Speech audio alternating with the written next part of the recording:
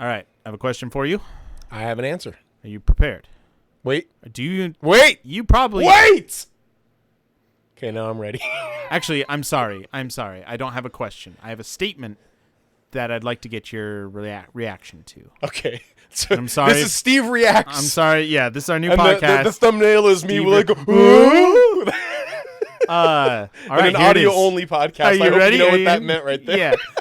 Just like, you got to put the actual audio track on there where Right, you exactly. said that. And that's yeah. All right, here it is. Okay.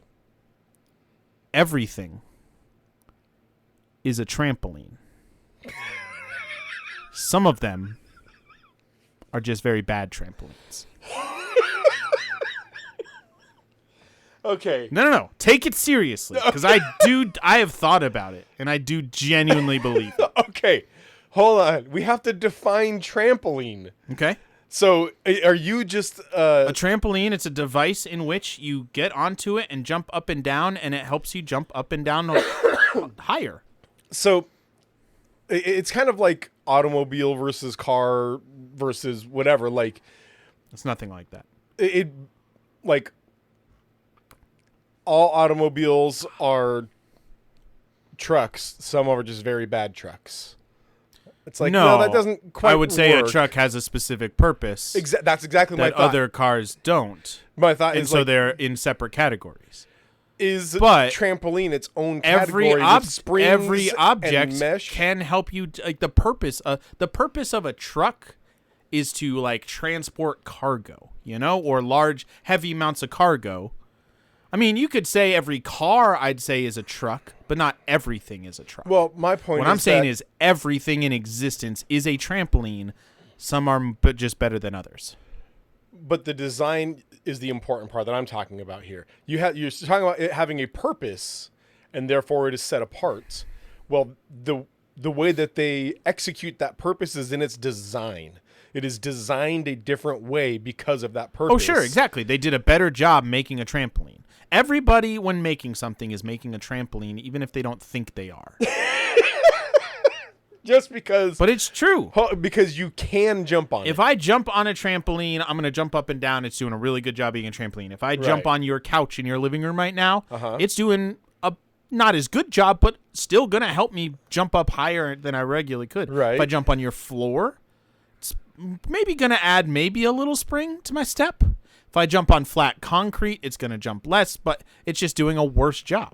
If you jump on a memory foam mattress, it will do nothing. Yeah, and the glasses of wine won't fall over. That's true. That's what they have been led to believe by commercials. Okay. Do you think they do that in the commercial? Because nobody's ever going to actually test that. Like, who's going to get a glass of wine? I guess you have wine. I don't have wine. I have not done a glass of wine, but I have done a glass of water. Oh, really? We won. What a good use of your time. This is a real story. We won a king-sized memory foam mattress like 15 years ago or whatever. And the first thing I did when we got it was to put like a cup of water on one side and drop a bowling ball on the other. And it worked. Nothing happened. How good of a trampoline was the bowling ball? That's the question. Oh, bad. That makes sense to me. If you are defining a trampoline as something you jump on that aids you in jumping, if that is the full definition of trampoline, then I agree with you, yes. I think I disagree with you on your definition of trampoline. I think a trampoline is a circular device. No, because there are some square ones. Okay. Is a device with springs and some sort of fabric, stretched between them that forces people higher when they jump. It's a very effective trampoline, yes.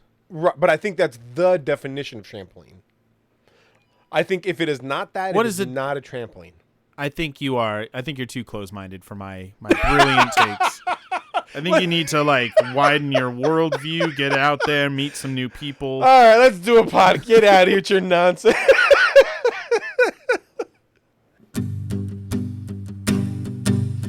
This is a temporary intro song The real song isn't ready yet. Hey everybody, welcome back to Save and Continue, fanning the flames of faithful fandom. Fox, how are you, my friend? I am on the 2% of the completion of getting over being sick. Oh, man. I'm feeling fine. I've just got leftover junk. I know phlegm exactly in what there, you mean. And I have been on that last, I'm going to even say 1%, but I've been on that last 1% for 3 weeks now, and Wow, it's driving me rough. crazy. You do have more children than I do, so it could just Well, circulate more. and I had back-to-back, an infection. Oh, that's true. A tooth infection, COVID, and a sinus infection. The season. Yeah, it was as they say. Garbage, man. And then, right when I started getting better, I went to a buddy's house to play a board game, and his son wanted to watch us play, but his son was like, I love you guys. Disgusting. Yeah. Just oh no. People, Like that. I'm gross like that sometimes when I'm actually sick. and it's not a he kept personal saying, and to my friend's indictment. credit, he was like, back up, please. Back up. Yeah. Okay, this spot right here, you cannot pass this Yeah, line. here's but the kid barrier. was trying to do everying he could to get as close as possible all the time, and it was just Yeah. like, go away. Just the worst. So- But, other having a good old. I'm very looking forward to Thanksgiving. We're going to Boise next week Nice. for it's on Thanksgiving, but it's a birthday trip for my mother-in-law. So We have a Thanksgiving tradition of just going nowhere and not doing Thanksgiving and just relaxing. We may have to skip that this year, though, because our dishwasher broke. We had to buy a new dishwasher, and then our water heater, it didn't break. It just, it's not heating up all the way. We're getting, semi-warm showers. Oof. And so we have to replace a part. And so those two things are about what we would spend on an entire I trip see, like an to- actual trip. So you Yeah. might have to stay here and do nothing. And, Yeah, exactly. instead of go somewhere else and do Which staying here and do nothing is actually kind of stressful for me. It's Oh. it's the trouble of working from home. Sure, I Is understand that. I know my office is right there and I could be working. Right. Yeah. Or playing video games. Or playing video games, which is awesome. Yeah. Speaking of video games, Fox, it's that time of year. You're right. It's that time of year, the most wonderful when time. Jeff Keighley is there. When he blesses us all. Right, when Jeff Keighley dresses in red He and comes gets down, reindeer. comes down from the mountaintop Right, and and drops. brings us 2 big tablets full of gamer. Yeah, we are describing Jeff Keighley in totally different ways. You have him as Moses. I have him as Santa Claus. They're the same person, I think. You're probably they more both have accurate, big though. beards. He is the one who is coming down and pretty much establishing, here's what you need to do to get an award. Yeah. Where That's he right. doesn't just Jeff give Keighley is away. the Moses of the game industry. And all this meaning that it's time for the Game Awards. It's true. If you're unfamiliar, the Game Awards are basically the Oscars or the Tonys or... There's a lot of awards. They're the most, I most wouldn't even say prominent- prestigious. I would say, prominent's a good way. Prominent or, well-known. Right. Yeah. Prolific. Prolific. There are other ones that I feel like are, if I'm a game developer and I win a game award, I'm probably like, that's amazing, that's incredible, thank you so much. If I win a game dev award, where it's it really just depends on who's on the judge. Right, and if it's right. industry development people, I'm like, hey, thanks guys. The people who make games, that's gonna be bigger for me, more prestigious. Right. But I mean, and you obviously know because when Idris Elba was nominated, he didn't even show up, and things like that. It's not a Tony or an Oscar. It's the Tony or Oscars of video games. So anyway, all this to say that the Game Awards are here, and we want to discuss the nominations, who we think we're going to win, what we think about these games, etc. I'm just going to say right now, we have done this in the past on an old podcast, and we would do every single category, and it would be an hour-long podcast. We are objectively unfamiliar with a lot of these categories. We used to just guess and have fun with it. We're just going to skip them. We're going to skip over all the esports stuff, the content creator. Right. Most anticipated game is very funny to me because it's just I want to play that game. Right. Which is, a big deal, but it'd be very funny if that one wins and then it's a terrible game. I wonder if that's ever happened. I wonder what the most anticipated game to Metacritic ratio has ever been. Maybe No Man's Sky. I mean, at the same time, there's most anticipated, and then maybe it doesn't come out for another 10 years. Yeah, most anticipated game. Yeah, GTA 6 probably won most anticipated game 3 years ago. Exactly. Okay, what? yay, you did it. Yeah. Most anticipated is So nothing. so we're gonna go through best adaptation would be a fun one to do. Absolutely. Yeah, so we'll go through some of them, some of the categories that we don't really get into. I think we skip usually sports and racing, sim and strategy. Right. Those are not game Not our style of genres gaming. we tend to play, so we Yeah. generally don't even know what the games are. I think the last strategy game I played was Unicorn Overlord, and it's been like 3 years since that's it's a good game, but it's been a while. So okay, so I'm gonna bring us up. We're gonna save best game, best game for last, of course. These are our predictions for who's gonna win. Sometimes we'll designate, I think this will win, but I think this is the best game. Right. But yeah, we're not gonna go through all the cruft. Best mobile game, we'll skip that one. Okay, let's start here. I've got Because the answer is Slay the Spire. Always and forever. always Until Slay the Spire 2 comes out next year. All right, we're gonna go with best adaptation. Best adaptation, all right. What are the nominees? We're gonna go with nominees: a Minecraft movie, Devil May Cry, Splinter Cell: Death Watch, The Last of Us Season 2, and Until Dawn. That one's not gonna win for me because I forgot that existed. Yep. I forgot there was a live action adaptation I heard, of Until Dawn. I heard that it was I didn't see it, to be clear. I heard that it was a good slasher flick, like a classic type. All right. Like nothing standing out about it, though. So Sure. Okay. Great. But these overall for me were like, what are we looking for in an adaptation? Yeah, I mean, is it best just piece of media, or is it best adaptation of the original source? Because if it's just straight up best piece of media that also involves a game, Or yeah, I they're all honestly. No, it's got to say be Last of Minecraft, Us season yeah, 2, it has right? to. It's gotta be mean, Last of Us I haven't season watched 2. Splinter Cell. We're gonna get Netflix in a month. I might actually watch that, and Devil May Cry actually. But yeah, I think it has to be Last of Us season 2. I was a little disappointed by it compared to the first season. I think Right. mostly. I agree. But it was still very good. As in, the first season was like a 9.5, and this was an 8.5. This was an 8 or know, something. yeah. Minecraft movie, I think, was terrible in both categories. Both a really bad movie and also a terrible adaptation of the game Minecraft. You and I disagreed on that. Oh, I had fun man. with it. It's not a good movie. It's absolutely one of those films. So we that didn't I'm like, disagree. I had a lot of fun watching Yeah. it. It was a joy to be a part of. Looking from an objective cinephile standpoint, it's not a good film. No, I know that, but it's funny. I'm saying, though, and well written. if somebody who has wakes up from a coma and the first thing you do is say, "Hey, play this video game Minecraft," and you give them an hour to play, probably actually a good way to come out of a coma. yeah, pretty good. B, and then you say, "Watch the Minecraft movie." They're going to be like, how is this a Minecraft movie? Yes, visually it's got some similarities, but Minecraft, the game, is so chill and relaxing and just like a hangout, like drop in this world and do whatever you want game. And the movie is constant chaos and screaming and very annoying. And I'm not, okay, annoying's a pejorative term. I'm saying the tone of the two things maybe couldn't be different unless like the movie was like ultra violent. Which actually, I'd love that version better. Yeah. Slaughtering zombies. In your example, somebody comes out of a coma, plays Minecraft, watches the movie. I think it would be more like, "Where's my family?" Why are you doing this to me, please? How long have I been asleep? You're not a doctor, are you?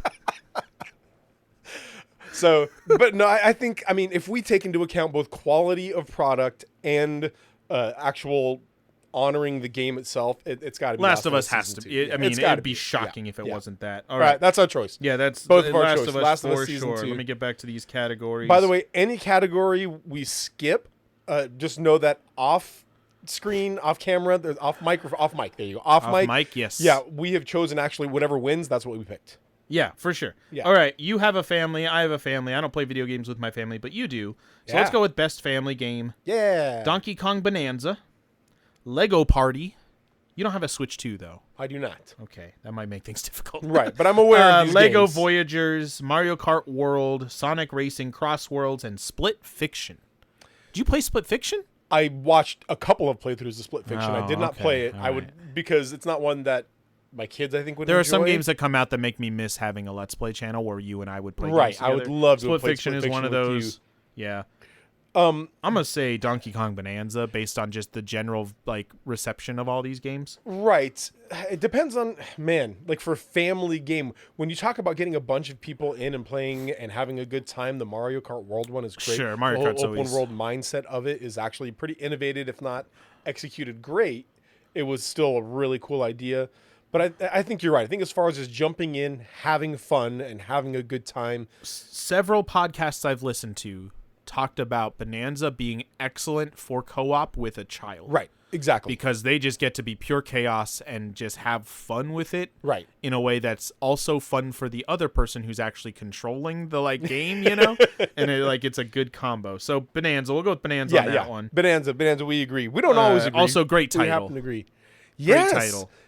Donkey Kong Bonanza. Is Although a really I good title. I was expecting a Bonanza, like banana. Yeah, I bet they spent a lot of time thinking about that Right. one.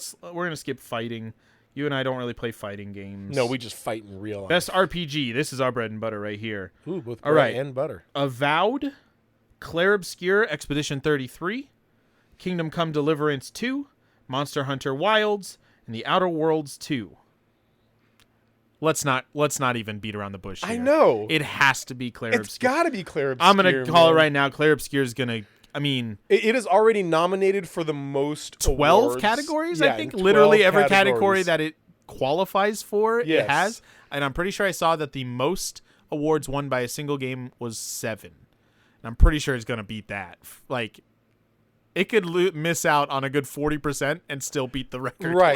Like, It is crazy Yeah. how good this game in nearly every way. okay, I will say special mention for Avowed. I liked Avowed. Avowed is very I put good. some I good mean, time into a Avowed. A lot of these games are really, really good. I mean, yeah, it's like when Baldur's Gate 3 came out or Right. Elden Ring. You're just Elder's Ring. That's Elder's a very Ring. different. Yeah, Elder's Ring. It's Elden Ring, but set in a large a retirement home. I was gonna say in a evangelical church, and there's just a The bunch of elders, white men the in a ring. circle. It's the Elder's Ring. He's got to fight him with a big sword, which I think some pastors would be fine with. Yeah, some pastors would be like, "Yes, please." Avowed was pretty the good. sword of the spirit. yeah, Of course. And also, it's a literal broadsword. Avowed was really fun. It was like it was like the Oblivion remastered, but better, if you know what I mean. Like, very similar feeling, but just like a cooler version of it. Mm-hmm. But Clair Obscur has to. I mean, I think Clair Obscur is gonna take it in RPG category. So I think we're in agreement on that. I'm dumb, and so I have to actually pull up the nominees I didn't have in front of me. Read the ones for me again Shoot. for RPG. Avowed. I skipped out on. I went to the next one. I'm so sorry. This is terrible radio right now. Avowed, Clair Obscur Expedition 33, Kingdom Come Deliverance 2, which after hearing people talk about it, I really want to play that soon. Monster Hunter Wilds and The Outer Worlds 2. Monster Hunter Wilds, and I wanted to mention because all Monster Hunter's games, as far as design goes, are Incredible. spectacular. Yeah, incredible. Just they have a purpose. They nail it so heavily. It's incredibly good at its niche. Exactly. Yeah. Exactly. So I did want to give credit to Monster Hunter. Their monster design is always Yeah, spectacular. you see the magic cards that have been announced. Yes. I mean, they look like big monsters, that's for sure. But they look so good. Yeah. So I do want to give credit to Monster Hunter World, but overall, it's got like, okay, hey guys, prepare yourself right now for us to talk about Clair Obscur a lot. Yeah, I mean, Because- that's just going to be every single podcast and everything talking about Game of the Year. Right. Even if they don't want it to, they're going to talk about how it's inevitable. Yes. All right, yes. let's move on to action adventure. Okay. Death Stranding 2, On the Beach, Ghost of Yotei, Hollow Knight Silksong, Indiana Jones and the Great Circle, which gets in even though it came out last year because it came out like a couple of days after the Game Awards. Yeah. And so that's unfortunate because I think it would have done better last year. Split Fiction. Those are the 5 for action adventure. Personally, I'm going to say Ghost of Yotei. Yeah. Yeah, I really enjoyed Ghost of Yotei. I have an aversion to Death Stranding 2. I love Death Stranding 2. It was not. It had the story was really lacking. Yeah. Yeah. I actually watched like a 45-minute explain the entire story of Death Stranding really? to me. Yeah. Did you Yeah. get to see the part where Dead Man does a whole dance routine? No. Oh, look that up. Look it up. It's It was so legitimately good. just like, this is as quick as we can explain. Did you it, see the big kaiju battle at the end? Yes. Yeah. That they do talk about. Yes. Woo! So no, I mean the story of Death Stranding is a level. Look, It's Look. it's stupid. it's no, a no, no. level of stupid. It's stupid. that It's I struggle with. unnecessarily complex and too quote unquote deep. You know, Right. it could be much simpler and get across much better and still have the exact same gameplay. But there is a level of like buying into it that I have gotten to that you haven't. Well, and okay, but with all that being said, Yeah. the artsy folks out there, Yeah. the guys who like the black and white Snyder cut and all that kind of stuff, Those are the artsy folks. You heard it here. those are the ones that are going to The real love, Criterion bros are the Snyder Cut guys. and they're going to love Death Stranding too. oh yeah, it's They're an gonna A. love It's Death there's a Stranding reason why too. A24 is doing the movie adaptation. Exactly. Yeah. And I think it's going to win because of that. You think so? I really do. I really think that You don't the think hoity-toity folks- Silksong is gonna take action adventure? So, People okay. love it. Let me give I know my you are rant not about 10 out of 10 Silksong. on it, but a lot No, of people I'm an are. 8.5 out of 10. Yeah. I absolutely am. But I think, and when I have talked to the 10 out of 10 people, we have had conversations. I've talked to 3 sure. different people who sing the praise of the game, have like 100 hours in, are in their Steel Soul run right now, trying to beat it without dying ever. And they love it. And I give them my complaints, and 3 out of 3 have said, yeah, that's true. Yeah, fair. Yes, that's fair. Yeah, I'll give you that. You are correct. But in they're more this. willing to look past it But they're than willing you to are. and so this is kind of what the problem is with Hollow Knight Silksong. I'm actually writing an article on this. Is it has bad quality of life, and it tries to disguise that as difficulty, because a lot of what you have to do that makes this game so hard is face a very difficult challenge that is immediately followed by another difficult challenge. Yeah. Then you die in that second one, and there's nothing in between. And so you go all the way back and have to repeat these things. And sometimes it'll be 3 or 4 very difficult challenges in a row. Right. And nothing in between to stop or save or anything like that. And that's a big quality of life issue. Sure. On top of that, they really use negative possibility space as a punishment rather than a reward. You get somewhere where you feel like there should be something. And There's a lot of, you get somewhere like you feel like there should be something, or even a little bit of acknowledgement. Hey, there's this you little, made it. but a lot of times it'll be like, yeah, there is something here, a really difficult enemy, Oh, or yeah. a trap like spikes or things like that. And the amount of times that they punish a player for being creative or innovative or for whatever, like it feels punishing. It really does feel Okay. punishing. I can see that. And so it's difficult. It is. And again, that type of challenge some people love and enjoy. They really, really do. But it is also objectively considered poor quality of life in video games. The challenge, the way I've described this is your game isn't difficult. It's difficult to play your game. Yeah. And that's when a your good way to put game it. is difficult, when it is really, really hard, like Hollow Knight is really, really hard, and it's hard to Yeah, play. the stacks on each other. And Right. And it gets really frustrating sometimes, really annoying. I will say that the majority of the game is a masterpiece. It really is. Sure. It's a spectacular game. I think what in my short time with it, what I love most about it was was the main character. yeah. What's her name? Hornet? Hornet, yeah. Hornet, yeah. And she was a person, spoke, had a goal, had like a personality to her. I love the map person. The map. She was they're also great. Her name is Chakra, but I Yeah. call her Pachanka because that's what she says. Pachanka. Pachanka. Yeah. Yeah. No, I love the world building. I love the language feels like a real language. It really does. It doesn't. It's not annoying like a lot of like made up languages where it's just like, oh, skip through this, please. Yeah, I'm gonna fight for it later in Sure. a different category. Sure, I'm okay. gonna fight Fair for enough. it. I really am. While you've been talking and I haven't been listening, I've actually changed my vote. Indiana Jones. You think? Yes. Okay. You know when I say like, you know what I mean when I say Terminator 2, Tremors are perfect movies. Die Hard Right. is a perfect movie. it executes what I it's don't trying to mean do it's the perfectly. greatest movie of all time. I think it executes what it's doing perfectly. Yes. That's Indiana Jones and the Great Circle. Okay. It is the best Indiana Jones story since The Last Crusade. Like- That's a low bar, though. Oh, I understand that, but it is. Yeah. And it's an innovative way to create a game. They were like, yeah, this is an action game, but also you could never shoot a person the entire game. It's great. You punch some dudes out. Right. And yeah, I'm going to say Indiana Jones. It does. I think it, for any kind of, you don't deserve anything. It's an Right. award. It's an industry award night. But I do think that recognition is due. So I'm going Death Stranding 2. You're going Death Stranding 2. You're I'm going going- Indiana Jones. All right. Let's go with best action Best game. action. Battlefield 6, Doom the Dark Ages, Hades 2, Ninja Gaiden 4, or Shinobi Art of Vengeance. I've only played 2 of these. Ninja Gaiden and Doom. I have played Doom, Hades 2, and am aware of the other 3. Yeah. Yeah. Ninja Gaiden I found to be not very good at all. Not my thing. Yes, I honestly can't judge it well enough. I don't know if it's good at what it does. I'm going to say Hades 2 is going to win this. Yes, That's agree. my vote. I agree. Of what I played, Doom. But I was Overall, disappointed as far by Doom. as what you're talking about, Indiana Jones, of having what you want and executing it cleanly and pristinely, Yeah. Hades 2 stands up with this, like above the others. Where things like in Doom: The Dark Ages, it can feel a little slow sometimes. Like you really want it to be like this incredibly fast-paced thing, but sometimes then the pacing can be a little weird sometimes. That's it. The Yeah. pacing. I'm fine with the action being slower if it feels Right. good.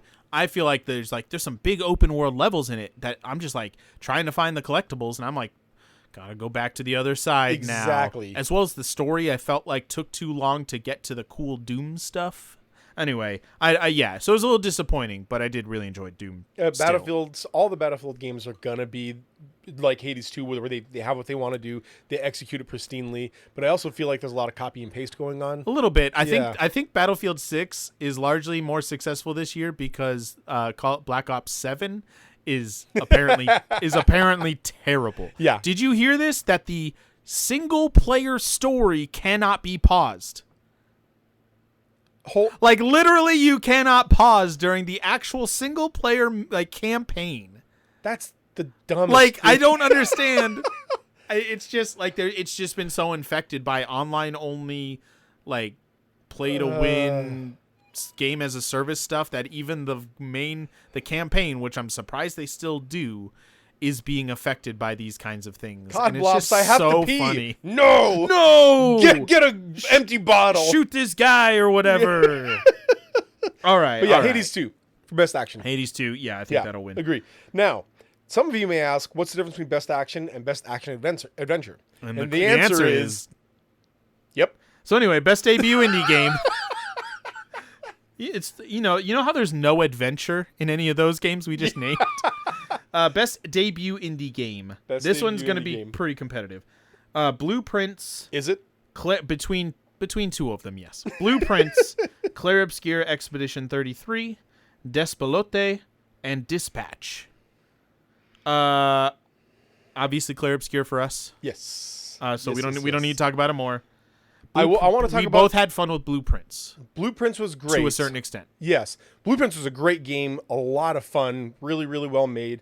The amount of RNG that you have to rely on when you get That into was the late game is a frustrating. little Yeah. frustrating. So, somebody said later, don't have goals.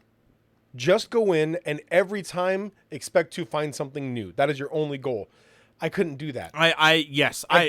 That might be a great way to play it. That's not how my brain will work in Right. games. I like having goals to accomplish, and if they are too hard or too wishy-washy, like hazy, then it's hard for me. Look, for me, like I found out, I solved the chess puzzle in my brain. Yeah. There's a chessboard. I won't spoil anything, but there is a chess puzzle. I knew what I needed to do. I solved it, but I could never get the RNG to complete it. Yeah, that's frustrating. And just things like that. I was like, okay, well, I'm just going to keep going in and trying over and over Hopefully again. I can actually finish this puzzle, even though I've already finished this puzzle. Right.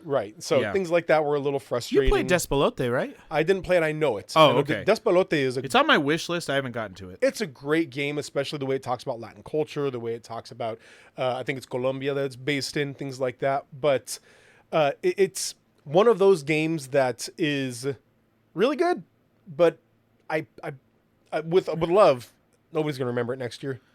You know what I mean? Yeah, it's going to be on lists of certain niche type games, or like if you want to talk about Latin culture, Exactly. this is play this game, play whatever other games. But I mean, there's a lot of games like this, like Mulaka, or what was the one last year? But the Guacamelee. Guacamole. I love Guacamelee. But there was one about cooking. Yeah, I remember what you're talking about. South Asian, like Indian cooking. Oh, dang it! Not Noor. That's the right. I don't remember. Anyway, but there was another one where you could like. You were a kid who could possess things or Yeah. whatever. Like, there's a bunch of like Chia. yeah, games that talk about cultures that are really great and really important for the way they talk about these cultures. But as far as games go, Which is a great thing to do. yes. But as far as games go, they're not going to last for a long, long time, and that's okay. Dispatch. I also want to get to. It is the game made by Right. Traveler's Tales. Right. Telltale Games. Not Yes. Traveler's Tales made Lego games.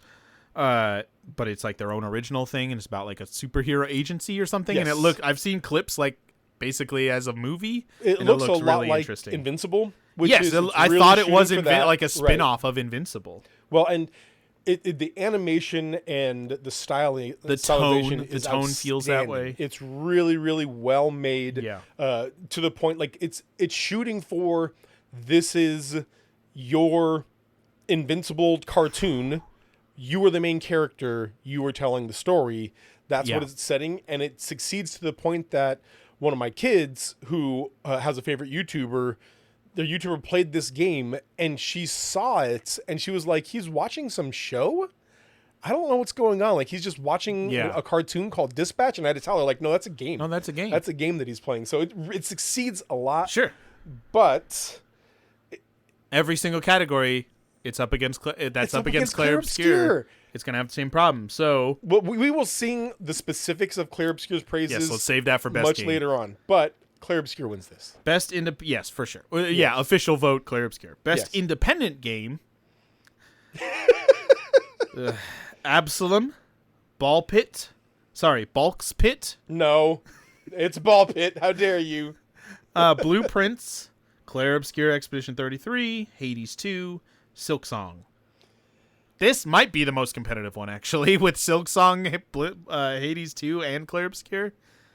No. Most relatively, actually, they should release the data on the vote tallies Right. to see what was close and what wasn't. But Man. Ball Pit was, I feel like, a fun idea executed. I feel like at a 7 out of 10.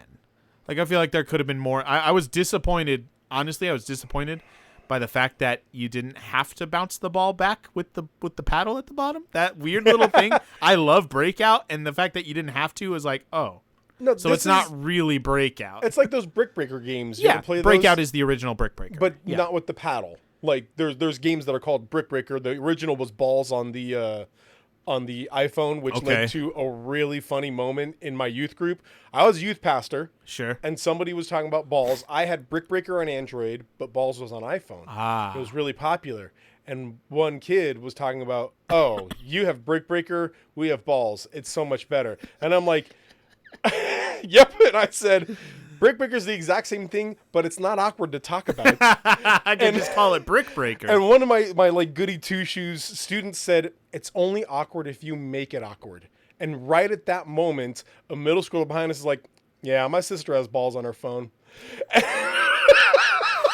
Classic youth group And we core like, memory. Her trying to judge me in that moment, and you could see her trying not to laugh. And I'm just Yep. like, I did not make that awkward. we're done. That Let's was move that on. was awkward all by itself. So anyway, Clair Obscur. It's gonna take this. It's yep. so good. It's so good. not But a fun thing to talk about. I do want to sing the praises of Ball Pit. I'm playing it right now. Yeah. I'm probably 4 hours in.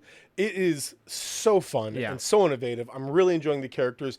It will end up like, oh my gosh, what was the one? Loop Hero. It will end up like Loop Hero, where it will consume your life until you've done all the things in, I don't know, 15, 20 Actually, hours. that's a very good description. They even look kind of similar. Yeah. But I played Loop Hero. I think I had the same exact thing where both of them I partially stopped because I don't want to be addicted to this. And then also it wasn't hard to because I wasn't full. It wasn't Right. fully hitting with me. It will consume you for 15 to 20 hours, and then you will feel done. You'll just feel done with it, and you'll move on. Speaking of consuming, We're going to skip to Games for Impact, unless you think Best Ongoing is something we want to talk about. Nah, Games for Impact is great. Games for Impact. Consume Me. That game that I've heard about. Despelote. Lost Records, Bloom and Rage. South of Midnight, and Wanderstop. I have played 0 of these. You have played one of them. I've played, At but least I've one. watched playthrough and know the other ones. I know about Wanderstop I don't know pretty well. Consume Me. That's the only one I don't know. So, but I'm going to say Wanderstop's going to win. Wanderstop, you have to be comfortable with insanely slow pacing with Wanderstop. And that's the point of it. The whole idea of Wanderstop is you are a hero who was the best. You've always been the best. And then you lose at one point. And you're like, what the heck? What's going on? And you feel like kind of you lost your identity. So you go out, you train like crazy, you become better, and you go out and you lose again. And at that, you're kind of undone. You've lost your entire identity, and you end up like just running into the woods and finding a tea shop in the middle of nowhere. And you physically cannot pick up your weapon anymore. It feels like it's 1,000,000 pounds. And so you have to put it down. And now you're spending time making tea and talking to other people about their struggles. Yeah. And the whole idea of the game is stop, slow down, have a cup of tea. And it does that really, really well. But it's also very long. And the patience you have to have for that, and you have to be very interested in, it almost feels like a narrative game where you're just hearing stories. Yeah, and kind that's of like about a, it. what's the term? A visual novel? Yeah. It's not With a little bit of gameplay? right. There is gameplay and there is a lot of moving around and you're planting tea Growing leaves tea and things and- like that yeah. and whatnot. But But I know there's like no fail state whatsoever. the whole idea though is just to tell stories and or have stories told to you and to help process these things while you were also processing. That's really good and that's beautiful. I think South of Midnight is going to win. Okay. I think South of Midnight is going to win because it is rare to have a story about Black culture that is not just about like inner city type stuff. Sure. This is very much Southern Louisiana, Georgia, that type of, marshland area. This is the culture. And we're also going to talk about the classism that still exists here. We're going to talk about how the past impacts the future, impacts the present. We're going to talk about how a lot of this is systematic. It does it very subtly and very well. The game itself was pretty good. As far as a game to play, it was fun. I enjoyed it. But the story that it told is an important story, a very good story. And it tried to do something innovative. Sure. Oh, yeah, because it was like a stop It was motion. trying to be stop motion. Yeah. Now, I don't think it succeeded because in video games, that just makes it feel like your frame rate is tanking. If it's done in a way that, yeah. Right. Yeah. Because you feel like you're missing frames. That's literally what 'Cause it's stop moving motion so is. jerkily, yeah. Yeah. But, other than that, the story that it's telling and the purpose of the story is really important and really good. And so I think as far as the measurement of impact, I think South of Midnight wins. Okay. Yeah. Sure. I have very little knowledge of what... Pick one, nerd. Oh, Wanderstop. I'm going Okay. Wanderstop. Oh, that's right. Wanderstop. Okay. All right. Best performance. We'll open up this This is page. gonna It's be a a bunch tough of one. bunch of very attractive people staring at me. Ben Starr as he was Verso in Clair Obscure 33. Awesome. Daredevil as Gustav in Charlie Cox. Charlie Cox. Clair Obscure Expedition 33. Erika Ishii as I literally The Ghost of Yote. she's the ghost of Yote. Atsu is her name. Jennifer English as Mael in Clair Obscure Expedition 33. And Konatsu Kato as main character In Silent from Hill Silent Hill F. And Troy Baker as Harrison Ford as Indiana Jones. That I think that's not even a joke. That's literally what he was doing. is Right. An Indiana Jones impersonation or a Harrison Ford impersonation playing Indiana Jones, which was incredibly well done. I was going to say, I think he did a better Indiana Jones than Harrison Yeah, Ford. that was the joke Harrison Ford made. Like if you're going to do that good, I might as well have just done it myself. Like, Yeah. he showed up at the Game Awards last year, which was wild. Yes. That's an incredible performance. I'm not going to give it to Troy Baker though. No, it's got to. I mean, Erika Ishii did a great job. I love Atsu as a character. Did a wonderful job. I will say, of all the things for me to have no idea about, I have no idea about Silent Hill Forte. Yeah. I didn't play Is it. that what it's supposed to be? Yeah. It's not Silent Hill F. Friends? No, it's for it's yeah, the F it's the for Forte in musical music. symbol. Yes, yeah. yes. Yeah, when it's actually stylized. But, I'm gonna go with for me it's between Jennifer English and Ben Starr. Mm-hmm. And I'm gonna go with, actually, contrary to my choice at the end of the game, I'm gonna go with Ben Starr. I'm gonna go with Verso. And contrary to my choice at the end of the game, I'm going to go with Jennifer English. Yeah, she has like the perfect voice acting voice where it's oh my extremely gosh. like unique. She's played very popular characters the last couple of years. Right. She was what's her name in a Shadowheart. She was Shadowheart in Baldur's Gate. But I think, well, they both had pretty both very good characters. But Outstanding, absolutely. But yes. Verso having to kind of be a secret double agent. I mean, Oh my gosh, everybody's that's true. And why isn't played Andy it. Serkis in here? Andy Serkis also he was incredible as Renoir. Dude. Really should. Where's Monoko? Yeah. I mean the dog that Right, yeah, was on the just staff. Let's get him in no here. spoilers. Anyway, I think Jennifer English deserves it because seeing her, I'm trying to say things without spoiling, seeing her transform from Sure. Act 1 One- Mayel, one character, where she's one- just one fun version, and want to get out there one- and fight and be a part of it, Yeah. to, okay, this is more difficult, we're in trauma, this is too, Yeah. I have way more control than I thought. Yeah. Man, and she nails it. She It really, nails it. honestly, one of the like nominees should have just been cast of Claire Obscure. Because like Lune and what's her Ciel. name? Ciel were also great. Yes. Like I don't have their names in front of me, but also great. Should have just been cast of that game. Because it's gonna be. I mean, I'm gonna say Charlie Cox shouldn't get it. Not that Gustav wasn't great or he didn't do a great job, but he's already famous. Let's let somebody else get the award. I will also say that as far as that goes, I think he's in there because he's Charlie Cox.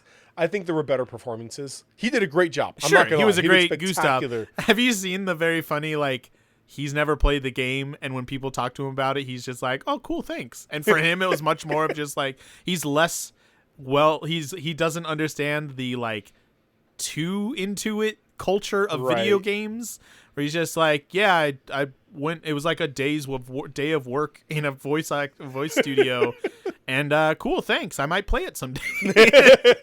Whereas Jennifer English and Ben Starr are both very much okay with being way deep into the like Right. fandom culture, and so there's some actual anger that like Charlie Cox isn't super into it. That he's just like, cool, thanks. It's his job, man. Yeah, He's got to go be Daredevil again now.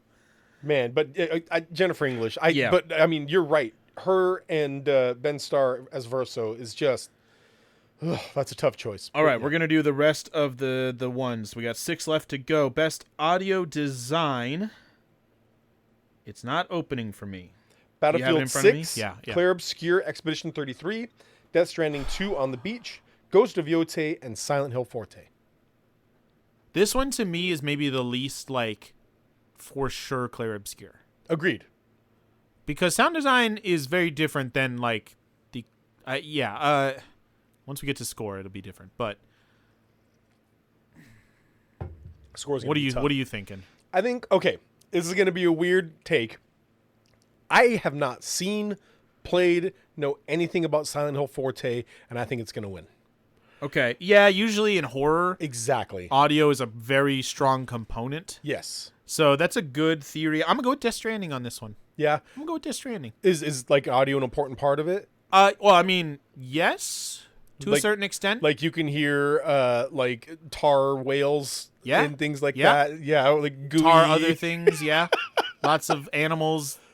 You know, a lady who can make it rain, literally. Yeah, it's weird. I'm gonna go with Death Stranding. It's such a varied game that maybe I feel like, yeah, they did a pretty great job. I will say that, look, I love Claire Obscure. It's a spectacular game in almost every way. I don't know why it's here. I don't know that it's. Because everybody loves Claire Obscure. And That's true. It's technically eligible for it. So I don't know what makes it stand out as far as audio goes. right, it's the weird blur. It's the line that blurs between audio and and soundtrack Right. and music. Right. Whereas I think the audio of horror games are vital. It's a huge Vital part to of it. And if it's done well, then it's going to be incredible. So I'm going Silent Hill Forte here. Okay, but yeah, I'll go Death Stranding. You go Silent Hill. Yeah. Best music score and music. Christopher Larkin for Hollow Knight Silksong, Darren Korb for Hades 2, which he has made some of the greatest soundtracks, I think, in video gaming. Lorian Testard for Clair Obscur Expedition 33, Toma Otoa for Ghost of Yote, and Woodkid and Ludwig Forsell for Death Stranding 2 on the Beach. I do love the Death Stranding 2 soundtrack. It's very good. Ghost of Yote is fine. It's exactly what you would expect and very good at it.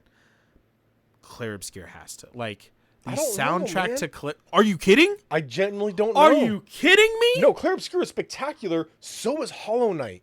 Silksong's soundtrack is glorious. I do love how in Hollow Knight and Silksong they incorporate some of the music into the game. You'll hear people singing, and you're like, oh, cool, the map person is nearby. I get to go there. That's a fun little thing. The Clair Obscur soundtrack is incredible. Yes. Okay. Here's look. I'm there are moments that the unironically music saying gave me chills. maybe the best ever for a video game. I'm not disagreeing with you. What I will say is that because it was a turn-based fight, like combat system, it really gave a lot more quiet moments where you could focus on nothing but music, where you could just stand there and listen to music and nothing else is happening, and therefore the music stood out. They also purposely had quiet moments in the game where it's just like a slow pan and it was mostly music was important. So the soundtrack is incredible, but also it had a chance to stand out more in the way that the game was designed. But in games like Hollow Knight and Hades, the action is so constant and so consistent, or at least moving, doing things in general, that a lot of times the music can be put into the background. But Hollow Knight's soundtrack is so good, dude. It's so I'm good. not disagreeing with you, but this is like if Clair Obscur will win Game of the Year, and this is the second will win.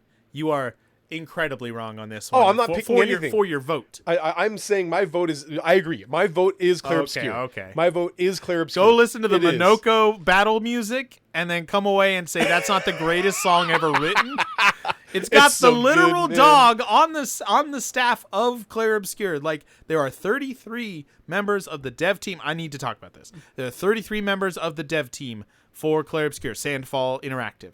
Yes. One of the 33 on the website is a dog named Minoko. He's like the lead happiness producer or something like that. And his actual barking is incorporated in the soundtrack for the battle against the character named Minoko. It also sounds it's got this like saxophone. It's so good. It's so good. It sounds like it belongs in Cowboy Bebop. Yes. If you like that kind of style. Yeah, stuff, and then plus you got just like obviously like all the score is so good. The soundtrack is like 150 tracks because they vary it up so much, and whatever the sound or singing or whatever it is, but like when you get into the really important boss battles and it's quiet for a half second, then you just hear like the and you're like, oh, like literal chills. It's so good. And then as you're playing, you're like, wait, they're saying their names of the characters in the soundtrack, but they're speaking French, so I don't know what this is talking what is about. Even happening? What is this? It wins, but I'm just saying it's not as clear cut. Okay, as you may I think guess it I'll is. get on board for that. Best art direction: Clair Obscur Expedition 33, Death Stranding 2, Ghost of Yote, Hades 2, Hollow Knight. To me, Ghost of Yote and Death Stranding might as well not be on here. Right. They're both fine. Agreed. They're both very good looking. Yeah. But the art direction is something very different, in my opinion. Yes. Like, it doesn't look any... whatever. Yeah. Hades 2, I love the art style. It's Hades again. Right. Which I think is most people's main problem with Hades 2 is that it's kind of just Hades again, which is a weird problem because Hades is considered one of the greatest games of all time.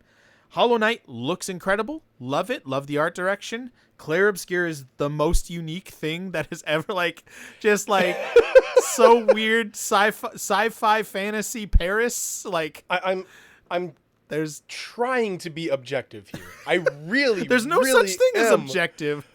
But Admit that what's your favorite? It's a game about art. It's literally a game. also, I mean, if we're just going by number of particle effects, billions and billions of particles throughout this entire game. So you got to win on that front too. I talked to Fox a while back saying that it just occurred to me at that time that the more damage you take, the more you look like covered in blood and whatnot. Yeah. But the amount of blood you're covered in is equivalent to the amount of damage you have taken, meaning you are soaked in your own blood. Spattered in your own gore. Like you were and you can go into cutscenes spattered in your own that happens gore. in Yote also, where you are covered in blood in the middle of these cutscenes. But at least it's other people's. At least you Maybe. have gone Yeah, I don't through, know but, exactly like, how the mechanic works. But. Yeah. So anyway, but I mean, it's a beautiful game so in nice every looking. way, and there are And times the enemies are so unique looking, and the characters are just these beautiful French people. the area, the flying seas or whatever it's called, the flying oceans. Yeah, right at the start. right. Yeah, And then the axons, like each Yep. axon world. Axon. Yeah. Oh my They just gosh. went ham on every Guys, single aspect of it. It's so beautiful. All right, best narrative. Unfair. I'm trying to cut us off from talking about it Okay, too much. sorry, it's best unfair. narrative. Claire Obscure. Oh, it's so good. Sorry. Claire Obscure. Death Stranding 2. Ghost of Yotei. Kingdom Come Deliverance 2. Silent Hill F. I'm gonna before we get into anything, I'm gonna say Kingdom Come Deliverance not as my vote, but as it's the only one that's like historically like it's actual historically accurate Right. game, like where it's unless you're not going to know about it if you don't know about history, but if you know about history, you're going to be extremely impressed. Yeah. I don't know. I haven't played it. I wouldn't know anything about it. I'd recognize I will say names it's maybe, nominated for several things. There is a bit of an unfair thing that both you and I have not played it and know Yes. nothing about it. Right. I've So- listened to some reviews for it. That's Right. about it. I played the first one for a little while. That was a kickstarted game, and it's pretty impressive that the sequel Wow. to it, yeah, that the sequel to it is like this huge. Yeah. Death Stranding You'll get 2's there. narrative was disappointing. It really tried too hard to make a certain twist be a twist, even though you saw it from the very beginning. Yeah. Literally, the first game actually told you the twist. Like, and not even in a secretive way. You're like, oh, okay, that makes sense. Yep. Yeah. All right, cool. And it's not even that big a deal. You're like, yeah, okay, cool. So Claire Obscure. Claire Obscure's It's so aside good. from the actual story is surprising and you keep going and you don't expect the things that happen, but Right. also the characters are extremely three-dimensional and you understand they're also kind of two-dimensional if you pay attention to the narrative. If you think about it a little bit, they're kind of literally two-dimensional. As far as story goes, they are very rounded three-dimensional. characters. Yes. Your heart breaks for every There's character. not a in this single game. character that you don't at least understand Right. the motivation. And Absolutely, yes. doesn't mean what they're doing is right necessarily based on your point of view, but you do understand everybody. Well, I don't think anybody's right in this. Sure. Yeah. Yeah, that's a good way to put it. And there's lots of things it's also good for if you just go through it and just the pure story cutscenes, everything on the surface, great story. If you're a lore sicko, this game is if you're a real lore pervert, you're there. It's there for you because there's That's a me. million things you can. I know there's a battle with a guy named Simon. Great battle. I mean, frustrating battle. But if you want to learn about who this guy is more, you have to go find that. And for some The people, story of Simon is also very super sad. into it. I'm not really that kind of guy. It's why Dark Souls games don't ever really hit with me in a big way because I'm not really into anything the game is trying to do. So it's similar there. It's for everybody and it's great on every level.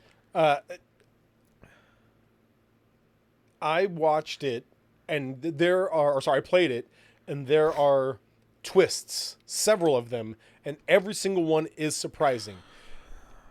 If some people called this, that's great, that's awesome. If you saw this coming, I did not, and so every single reveal was like a whoa moment to me. And then I watched my favorite YouTuber play through it, and they build up to these twists the Sure. entire Oh, way. sure. And being able to see these little side comments or this, off to the side thing, like a creature or enemy or whatever else off the side. And you're like, oh, that's that. Oh, that's that. Oh, he's talking about that. And seeing how they built this narrative the entire way through, man, it's so well done. Yes. Okay. Let's move on. Best game direction. I'm going to give us a new definition. I don't know. You don't have to agree with it or whatever, but this is how I'm thinking about game direction because it's a weird one. Sometimes I usually think of it as some of its parts. This is the direction everything is going in, but that feels like, yeah, that's game of the year also. Here's what I'm thinking. When I think of like a movie director, I think of a movie could be made by anybody. Like, you could have a basic plot. You know, if a Wes Anderson movie is written by him, but it's like directed in his own style, another director could make, Darjeeling Limited, but it would be very different because they have a vision of it. So that's what I'm thinking of here when it comes to game direction, the vision of the game. To me, this is exactly what we were talking about before of Tremors or something like that, where Tremors is a 10 out of 10 film because the director made exactly the film. It's exactly what it's supposed to be. Also, as Kevin Bacon. A film that should have won Academy Awards? No. Okay. No, it is not. I guess I have to say no. But its direction was done very, very well. Again. I bet I could convince Faith to watch Tremors. It's a good movie, in the right mood, she might want to watch it. Quick, what are the Tremors called in Tremors? Graboids. Get off my back. I've been watching Tremors since I was like 7 years old, man. Get off my back. Get out of here. So, Best game direction, Claire Obscura Expedition 33, Death Stranding 2, Ghost of Yotei, Hades 2, Split Fiction.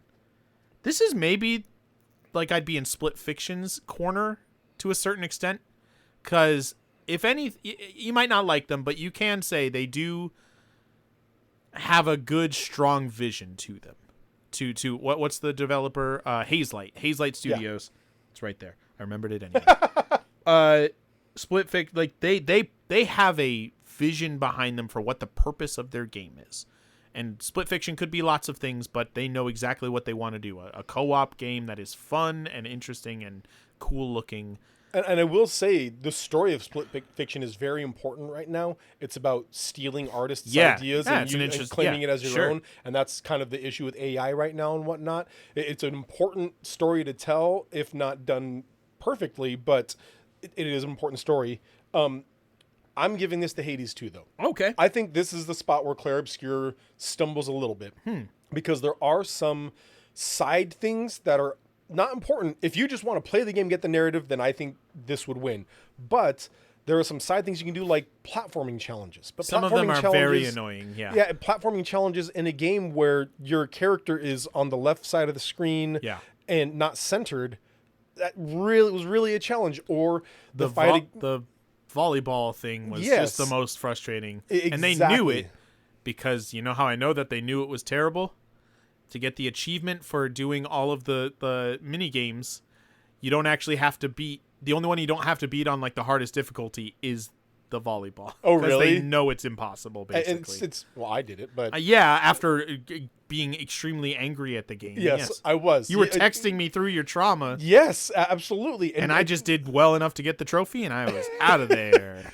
But like the fight against Simon as well. This is a game that taught you a whole lot of mechanics and said, master these mechanics and you will be able to succeed. And then they take that all away from you in the fight against Simon. Technically true if you do it the right way, but yes, it does basically trick you in that game, and so in that battle.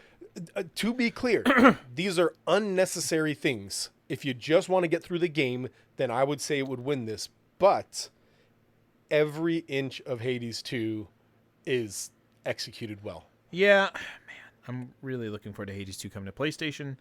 'Cause I don't think my PC is up for newer games anymore. Anyway, Death Stranding 2 was disappointing direction-wise. I feel like kind of cut some corners a little bit narratively. I'll go with Hades 2 also. Hades 2, I think. Ghost of Yotei was pretty mediocre as far as the actual mediocre.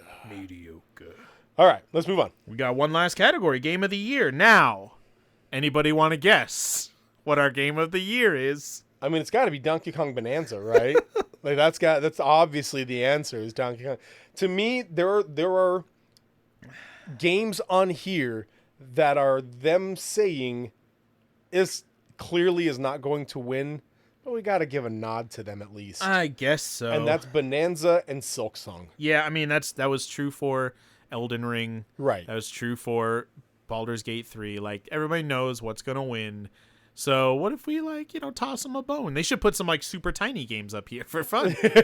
But Bonanza, they had to nod to the Switch too. They had to nod to Nintendo and be like, sure, you guys exist. Yeah. Here's your best game on exist. your. Yeah, here's the best game on your console. You got to put Death right Stranding now. because Jeff Keighley's best friends with Hideo Kojima and wants to be in the next game again. And so, I mean, I would say those two specifically, Bonanza and Silksong, are on here as a gift, because fans would rage otherwise. All right, Claire Obscure Expedition 33, obviously best game of the year. So let's talk about that now. Let's give ourselves a chance. Well, to talk about it's very simple for me. You get to fight and kill a bunch of mimes. So, game of the year, hands down, done. Absolutely. Also, yes. everything else I've said. Yeah. No. So overall, as a game, it executes not just in incredibly fun and satisfying ways to play, but in beautiful things to see and look at. Yeah. The environments, the world are just spectacular in really creative and innovative mechanics for combats. Each character is unique and individual and feels fun to play in their own way. It's turn-based, but it's still active because you dodge or parry, so Right. it gives you anybody who wants whatever flavor can engage in that flavor. And all this is tied together with a story that brought me to tears, which is not difficult, admittedly, but still, and just is so beautiful and so incredible, and about such important things like addiction and loss and trauma, and oh my gosh, it's so good. I would also say on a meta level, it's probably one of my favorite game development stories. It's a truly independent game. And it feels like, from all the stories I've heard about it, I really hope there's some kind of behind the scenes documentary that comes out, or No Clip goes and interviews people, because I want to learn more about it. But it just kind of seems like, hey, we're a group of game developers who wanted to have fun executing this vision we have, and then we did that. And so then part of that's little stories, like I think the voice actor for either Ciel or Lune was originally basically wanting to be the auditioned or interviewed to be the the artist, composer, composer. Okay. And they were actually no. And then they found Lorient Testard on SoundCloud. It's you could take wrong lessons from that, I think, as game developers. Right, I feel like there's a lot of capturing lightning in a bottle happening. I mean, that was basically the story of Melina Jurgens. Where Hades, she was just the stand-in. Right. It was a dev on the game, and they're like, okay, well, we need to get some stuff on. Test this out. Yeah, get some ideas, and they had her go, and they're like, and she went so hard on you're it. pretty And good they're at this. oh, yeah, you're good. This is terrifying. And then she won Best Performance, Yeah. and it won Game for Impact, and Right. So every once in a while, a game comes along where it feels like the story of it is one you can root for. Yeah. Where then you hear stories of EA and Rockstar, and you're like, yeah, sure, the game might be great, But at what cost? At what cost? And so it's just feels like a very success story as far as how a game should be made. Well, as far as what is necessary in the game, it is a flawless game to me. Yeah. Well, sure, yeah. You can engage in some stuff that feels a little less polished. Right, absolutely. You can if you want, but as far as the necessary things, it's a perfect game. It really is. And oh gosh, I just want to play it again. All right. Last quick question. Yep. You feel like anything was I don't know, snub's not the right word because nobody deserves anything. Feel like there's anything that should have gotten you feel like was left out? I was a little surprised that Ghost of Yotei wasn't nominated for Game of the Year. But Yeah. But I mean, from everything I have heard, it's better than Ghost of Tsushima. I'd say they're basically a duology. They're very, very similar. I mean, it's been a while since I played Tsushima, but I just 100%ed Yotei, and it was great, but very much felt like, yeah, this is Tsushima 2. A sequel with pretty much the same kind of deal. Other than that, nothing particular that I can think of that got snubbed, that came out that I was like, oh man, this game needs to be nominated for something. I'm surprised Borderlands 4 wasn't in action. It's good enough. I played a lot of it. I played through the story. It's good enough to, I think, be nominated for action. I am not surprised that Trails in the Sky first chapter, which is the remake, Not surprised it didn't get put in RPG because it's a very Western, Western audiences aren't. It's nowhere near as popular here as in Japan. But it's very good. I'm playing it right. That's the game I'm focusing on right now, and it's very fun. And I've put a limit on myself for how much I can play every day, and it makes it like, okay, tomorrow I'll get back into it, and I'm looking forward to playing more of it every day, and it's very fun, but I'm not surprised it's not nominated. I'd say the same about Grounded 2. It's one that if it were on there, I wouldn't be surprised. And the fact I was that pretty it's disappointed by Grounded 2. Really? That's mostly because of the early access, though. Right. But man, I love it's the original game, but better with new mechanics and more innovation. Sure. And a interesting mystery that I'm eager to get through and whatnot. Most of my enjoyment is playing with you and our friend. Like That's playing true. as a crew. That's what I enjoy about that. I do not care about the story. You pay attention to that. I do. I don't care at all. So yeah, a few things that I feel like maybe could have been added in there, but yeah. And again, I'm not surprised that it's not on there, but if it was on there, I also would not have been surprised. So yeah, for sure. Yep.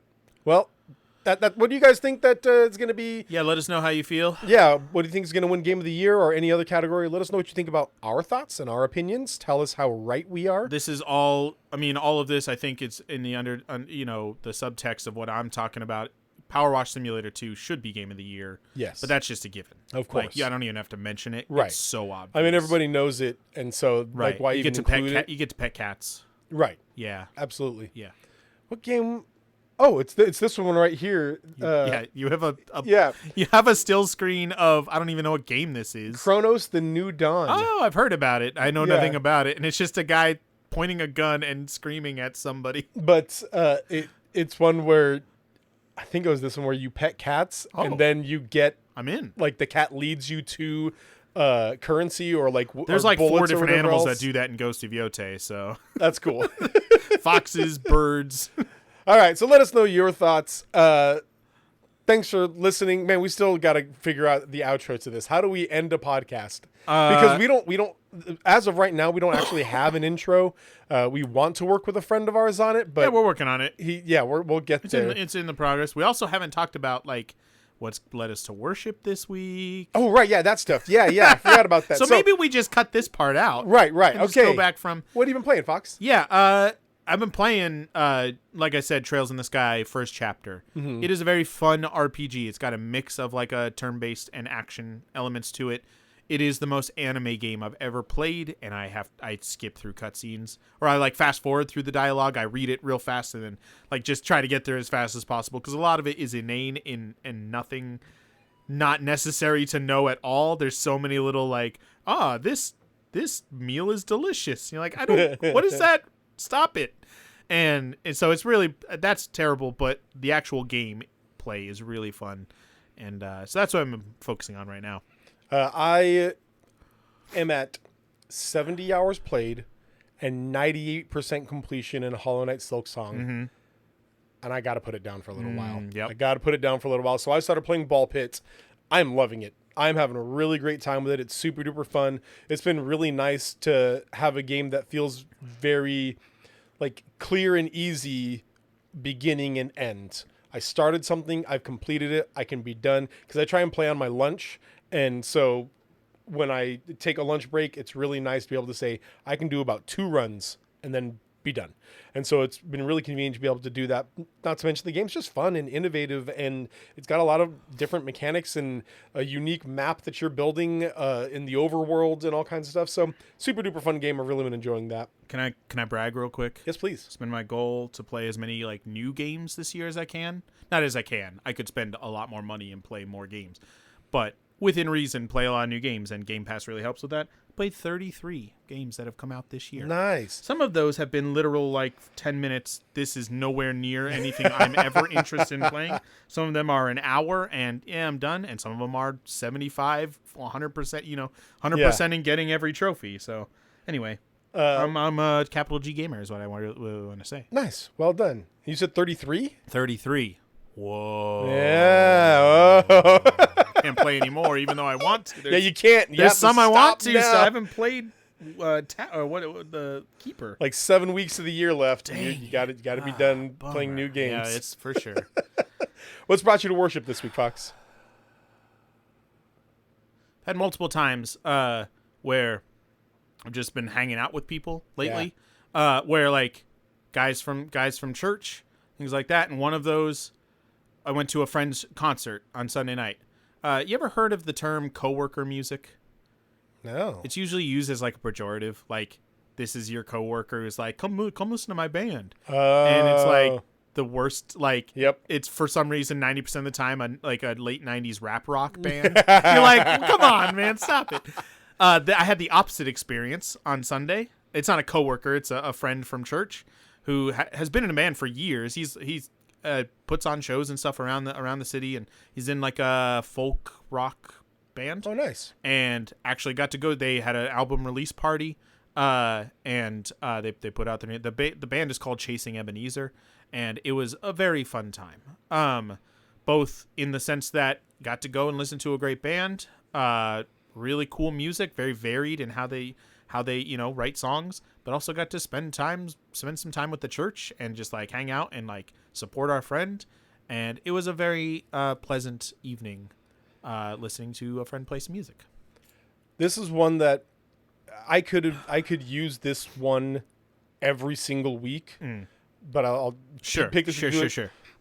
John Foreman is kind of my go-to. I need something chill music in the background, and I will just say, Alexa, shuffle music by John Foreman. Yeah, and his music is gentle and beautiful and worshipful in a way that I feel is missing from a lot of modern worship songs, quote unquote worship songs. It feels very personal. Very, very personal. Yeah. And on top of this, a lot of it's very relevant. Songs like "I Hate All Your Show," or oh, it's so good. or like it's so dunking on performative like worship while also being a worship song. Yes, it's so good. Yeah. And so his music is incredible. I really cannot give enough praise to it. So you know what I love about John Foreman's worship music is a lot of it is worship music that I don't feel like is appropriate to worship together with. If they like played a song that, a clear worship song from one of his albums with some exceptions, like at church on a Sunday, it'd feel weird because it's not written to be a group worship song, and it's very personal, and so it feels like, am I just repeating the words of somebody else? Well, when I do this, there is a song that he has that there is a worship artist who covers it and does it live at a concert or whatever, his version of it, that pops up as well. And I skip that one every time because it feels different. Somebody else putting on the John Foreman skin. Exactly. Yeah. Well, and John Foreman sings a part of it. He's there at the concert too. But you're right. It's a whole crowd of people and somebody presenting this on a stage, and it feels wrong for that matter. Like, again, his music feels so intimate. Yeah. That performing it on a stage felt weird. And I skipped it. I literally do. I skip it every time. And I never really thought about it why until exactly what you're saying now. You're absolutely right. It feels very personal, very intimate. It's a song that somebody else is singing, but it also hits your heart and feels like you. So, yeah. Oh my gosh. Talk about bringing you to worship. John Foreman's music for sure. Yeah, for sure. absolutely. Well, that's what we got for this week, guys. Thank you for listening. We want to say thank you very much to whoever is going to do our intro someday, which, I don't know, maybe I'll download a MIDI thing and make it like I did for our Des and Fox intro. Yeah, maybe it was something. Maybe I'll put something together or whatever else. All right. We appreciate you guys listening. Fox, thanks for being here, my friend, as always. Thanks for hosting. Yeah. And thanks for listening to Jesus' favorite podcast, everybody. We'll see you guys next time. Bye. Bye.